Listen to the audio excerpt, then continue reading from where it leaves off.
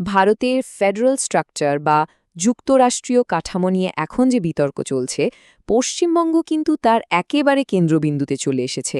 মানে রাজ্য আর কেন্দ্রের মধ্যে সাংবিধানিক আর রাজনৈতিক সংঘাতটা এতটাই বেড়ে গেছে যে এটা ভারতের শাসন ব্যবস্থার মূল ভিত্তিগুলোকেই যেন নতুন করে ভাবতে বাধ্য করছে। বেশ, তাহলে চলুন এই পুরো বিষয়টা একটু তলিয়ে দেখা যাক।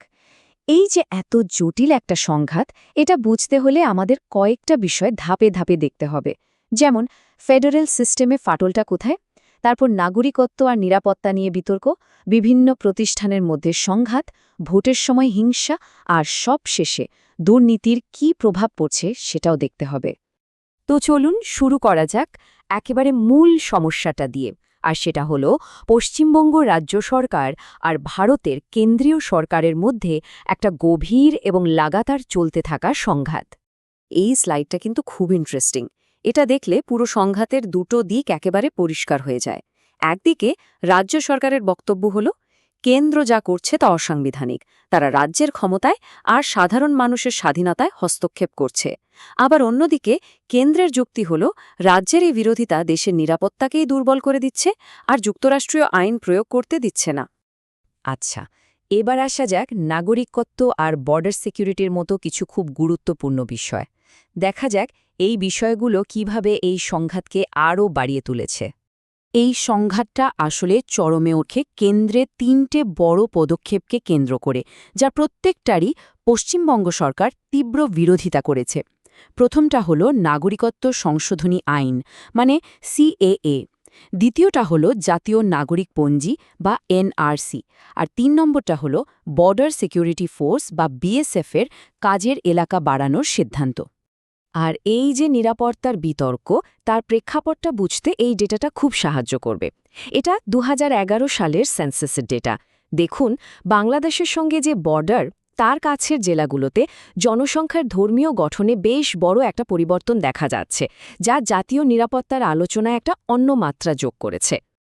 দেখুন, বিএসএফের কাজের এলাকা বাড়ানো নিয়ে যে সংঘাতটা তৈরি হয়েছে, সেটাই কিন্তু এই ফেডারেল বা যুক্তরাষ্ট্রীয় বিতর্কের একটা জ্বলজ্বন্ত উদাহরণ।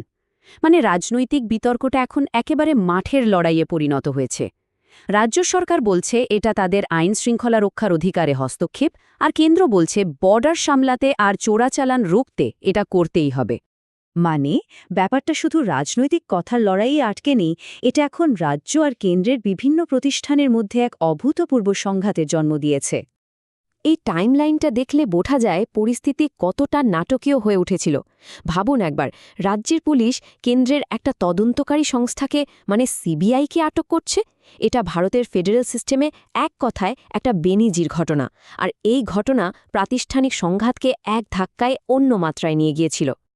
আর এই সংঘাতটা যে শুধু পুলিশ বা সিবিআইয়ের মধ্যে ছিল তা কিন্তু নয়, এর আঁচ ছড়িয়ে পড়েছিল আরও অনেক জায়গার। যেমন নির্বাচন কমিশন বারবার মুখ্যমন্ত্রীকে নোটিশ দিয়েছে, রাজ্যের প্রাক্তন রাজ্যপালের সাথে তো সংঘাত লেগেই থাকত, এমনকি দেশের রাষ্ট্রপতির মতো সর্বোচ্চ সাংবিধানিক পদ নিয়েও বিতর্ক তৈরি হয়েছে। আর এই সব কিছুর ফলে আমরা এসে পৌঁছেছি সম্ভবত সবচেয়ে চিন্তার বিষয়টাতে, নির্বাচনী সহিংসতা, যা আমাদের গণতান্ত্রিক ভিত্তিটাকেই যেন নাড়িয়ে দিচ্ছে। ২,১৫৫৯ সংখ্যাটা একবার দেখুন। এটা ২০১৮ সালের পঞ্চায়েত নির্বাচনের সেই আসনগুলোর সংখ্যা যেখানে কোনো প্রতিদ্বন্দ্বিতাই হয়নি। অভিযোগটা কি? অভিযোগ হলো বিরোধী প্রার্থীদের মনোনয়নই জমা দিতে দেওয়া হয়নি। মানে মোট আসনের প্রায় ১/৩ কোনো ভোটই হয়নি, যা নির্বাচনী প্রক্রিয়া নিয়ে কিন্তু একটা বড় প্রশ্ন তুলে দেয়। পরিস্থিতি এতটাই হাতের বাইরে চলে গিয়েছিল যে দেশের সর্বোচ্চ আদালত সুপ্রিম কোর্টকে পর্যন্ত হস্তক্ষেপ করতে হয়। ২০২৩-এর ভোটের জন্য সেন্ট্রাল ফোর্স মোতায়েনের নির্দেশ দিতে গিয়ে কোর্ট কী বলেছিল দেখুন, নির্বাচন করানো মানে হিংসার লাইসেন্স দেওয়া নয়। এই একটা কথাতেই পরিস্থিতিটার গভীরতা বোঝা যায়। আর শুধু আদালতই বা কেন, ন্যাশনাল হিউম্যান রাইটস কমিশনের মতো সংস্থাও কিন্তু খুব কড়া ভাষা ব্যবহার করেছিল।